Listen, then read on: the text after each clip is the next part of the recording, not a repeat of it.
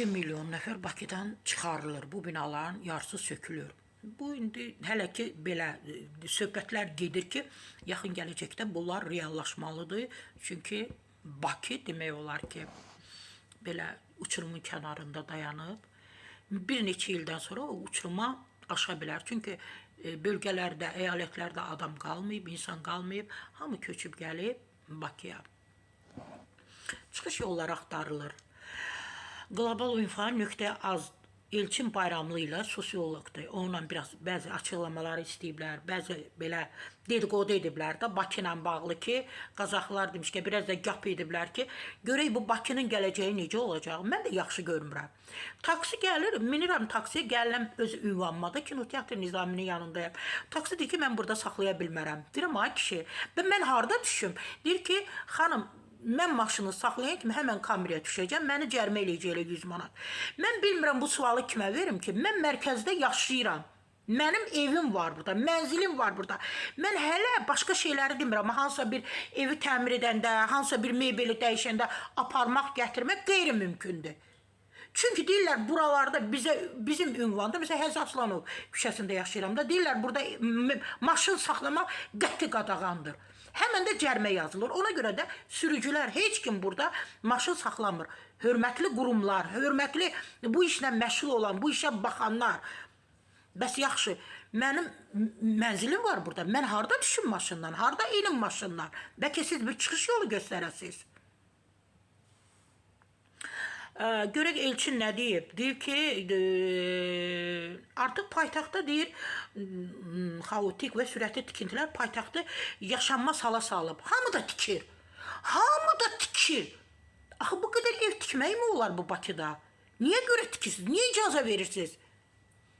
Bilmirəm, Baksovet icazə verir, Bakı şəhər icra hakimiyyəti icazə verir. Ya şəhər salma bizim idarə var, komitə var, o mu icazə verir? Kim verir icazə? Bu evlər bu qədər tikilir, maşınları saxlamağa, avtomobilləri saxlamağa yeri yoxdur.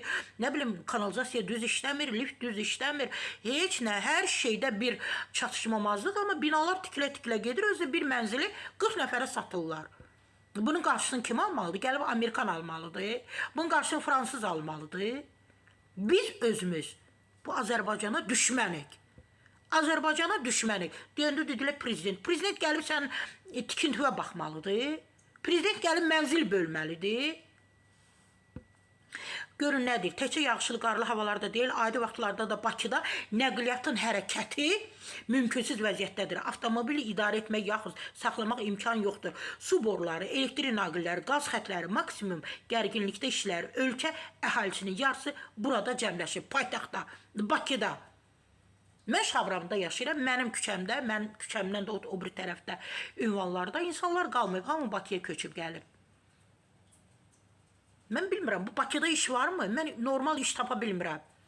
Bir adam məndən xahiş edəndə ki, Sarıxan, mənə iş lazımdır. Mən o adamlar üçün iş tapa bilmirəm. Deyirəm, mən iş yerləri yoxdur, harada iş tapım? Axı, bu adamlar gəlir burada nə işlə məşğuldur və problemləri deyir ki, isə lokal tədbirlərlə aradan qaldırma mümkün deyil. Tamamilə fundamental şəkildə həll oluna bilər. Bu da ancaq nəzərə cəhətdən mümkündür, praktik yox. Çünki ən azı 10-15 il vaxt və 100 milyard pul lazımdır.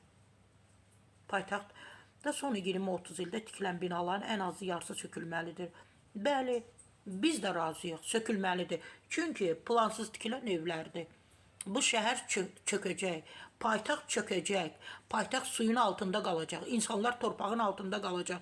Yaxşı, çıxış yolunu necə tapaq? Heç kim fikirləşmək istəmir. Nəzərdə tutublar ki, xüsusən də məcburi köçkünləri Qarabağa köçürmək lazımdır. Bununla da heç olmasa gərginliyi azaltmaq olar.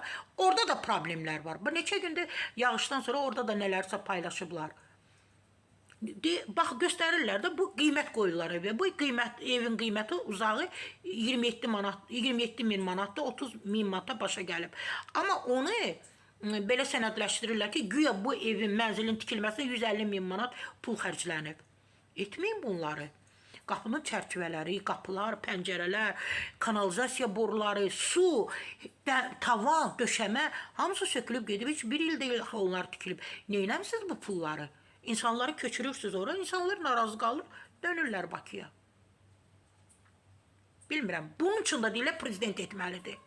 Prezident niyə etməlidir?